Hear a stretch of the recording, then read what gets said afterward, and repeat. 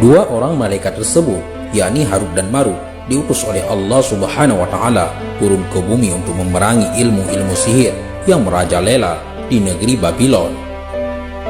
Orang-orang beriman dan bertakwa pada waktu tersebut mulai terdesak oleh para penganut ajaran setan ini.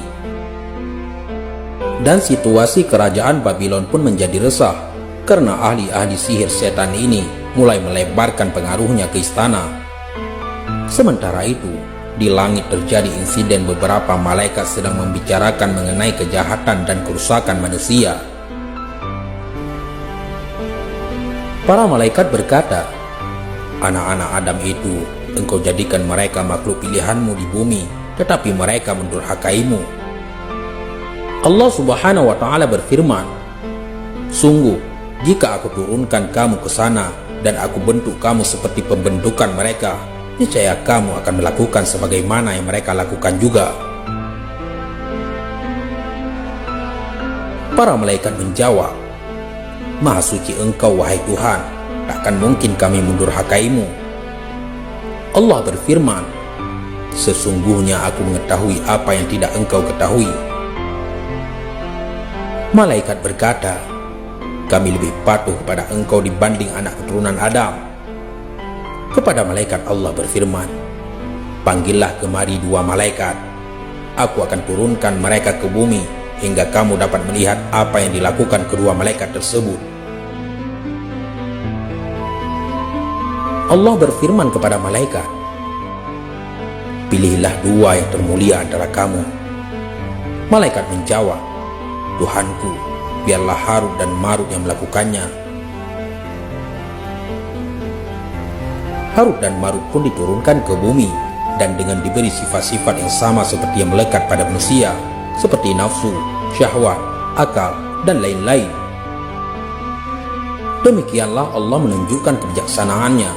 Allah mengutus dua dari para malaikat yang sedang berdiskusi tadi ke bumi dengan dibekali hawa nafsu yang juga dimiliki manusia lainnya. Mereka turun ke bumi dengan membawa tugas, yaitu mengajarkan manusia pengetahuan ilmu sihir, yang tujuannya adalah untuk melawan ilmu-ilmu sihir setan, sekaligus mengajarkan manusia kebaikan. Inilah ayat Al-Quran yang menceritakan tentang Harut dan Marut. Mereka para setan mengajarkan sihir kepada manusia, dan apa yang diturunkan kepada dua orang malaikat di negeri Babil, yaitu Harut dan Marut. Sedang keduanya tidak mengajarkan sesuatu kepada seorang pun sebelum mengatakan, "Sesungguhnya kami hanya cobaan bagimu, sebab itu janganlah kamu kafir." Maka mereka mempelajari dari kedua malaikat itu apa yang dengan sihir itu mereka dapat menceraikan antara seorang suami dengan istrinya. Dan mulailah misi mereka mengajarkan orang-orang di kerajaan Babylon beberapa pengetahuan ilmu sihir dan cara melawan ilmu sihir setan. Singkat cerita, setelah kedatangan Harut dan Marut, maka terjadilah gerakan perlawanan rakyat terhadap para ahli sihir setan. Akhirnya, para ahli sihir setan pun berhasil dikalahkan dan tersingkir dari Babylon. Penguasa kerajaan Babylon kemudian mengumumkan larangan keras bagi warganya untuk mempelajari ilmu-ilmu sihir setan lagi. Diriwayatkan dari Ali bin Abi Thalib radhiyallahu anhu, kedua malaikat tersebut mengajarkan kepada manusia tentang peringatan terhadap sihir, bukan mengajarkan untuk mengajak mereka melakukan sihir. Akhirnya, sebagai penghargaan terhadap Harut dan Marut yang telah dianggap oleh rakyat sebagai guru besar, penguasa kerajaan Babylon memberikan mereka kedudukan tinggi sebagai penasihat kerajaan dan harta yang berlimpah. Namun, ternyata kedudukan tinggi dan harta tersebut perlahan-lahan mulai membuat hawa nafsu Harut dan Marut menjadi tak terkendali. Mereka akhirnya mabuk dalam kenikmatan duniawi dan melupakan tugas-tugas mereka sebagai manusia dan berakhir dengan sebuah skandal. Diriwayatkan oleh Ibnu Abbas radhiyallahu anhu, dengan kehendak Allah, lalu datang seorang wanita yang cantik bagai bunga atau Zahrah. Zahrah pun mendatangi kedua malaikat tersebut untuk mengujinya. Kedua malaikat tersebut tertarik dengan kecantikan Zahrah hingga timbullah keinginan atau hasrat terhadapnya.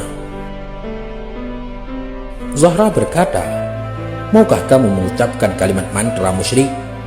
Kedua malaikat tersebut menjawab, "Tidak, demi Allah, sedikit pun kami tidak mau mempersekutukan Allah untuk selama-lamanya." Kemudian Zahra meninggalkan mereka berdua. Beberapa saat kemudian dia kembali lagi membawa anak kecil. Sambil mendekati kedua malaikat tersebut, Zahra berkata, "Bersediakah kamu membunuh anak kecil ini?" Kedua malaikat tersebut menjawab, "Tentu saja tidak. Demi Allah, selamanya aku tidak akan membunuhnya." Lagi-lagi Zahra meninggalkan mereka dan datang sambil membawa segelas arak. Setelah merayu mereka, akhirnya Zahra berkata, "Aku tidak akan mengikuti kamu sebelum kamu berdua minum arak ini." Akhirnya kedua malaikat tersebut meminumnya hingga mabuk, dan kemudian mereka berzina dengan Zahra sebelum akhirnya membunuh anak kecil tersebut dan mengucapkan kalimat musyrik. Singkat cerita, beberapa hari setelah terjadinya skandal ini, datanglah malaikat Jibril dari langit memberitahukan Harut dan Marut bahwa masa tugas mereka telah berakhir dan mereka dipanggil kembali ke langit untuk melapor. Betapa kagetnya Harut dan Marut karena saat itu juga ingatan mereka sebagai malaikat telah kembali. Diriwayatkan oleh Makhlul dari Mu'ad, maka datanglah dari sisi Allah malaikat Jibril kepada mereka. Pada saat Jibril datang, Harut dan Marut menangis, dan Jibril ikut menangis sambil berkata, "Sesungguhnya, cobaan apakah yang membuat kalian sampai hanyut seperti ini?" Dengan ketakutan yang dahsyat, Harut dan Marut kembali ke langit untuk melaporkan tugas mereka kepada Allah. Maka disaksikan para malaikat yang lain, Harut dan Marut melaporkan tugas-tugasnya sebagai manusia yang berakhir dengan skandal dosa. Saat itu juga seluruh malaikat bertasbih dan beristighfar kepada Allah karena mereka menyadari betapa tidak mudahnya menjadi manusia dan betapa masih ada manusia-manusia yang baik yang tidak layak diazab. Akhirnya Allah menutup sidang tersebut dengan menawarkan pada Harut dan Marut pilihan, ingin diazab di dunia atau ingin diazab di akhirat. Harut dan Marut yang mengetahui betapa dahsyatnya azab akhirat tentu saja langsung memilih azab di dunia. Dan menurut berbagai kisah, Harut dan Marut hingga kini masih tergantung dengan keadaan kaki di atas dan kepala di bawah.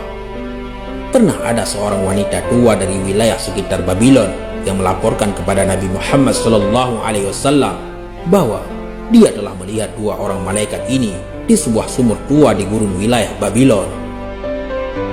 Diriwayatkan oleh Abi Hatim dari Aswam bin Rawan, dari Adam, dari Abi Ja'far, dari Qais Ubaid, dari Ibnu Abbas radhiyallahu an. Kesimpulan dan hikmah yang didapat, walaupun itu malaikat, ketika diberi hawa nafsu maka malaikat pun akan melakukan dosa. Jadi benar bahwa manusia adalah tempatnya lupa dan dosa karena ada hawa nafsu di dalam diri manusia.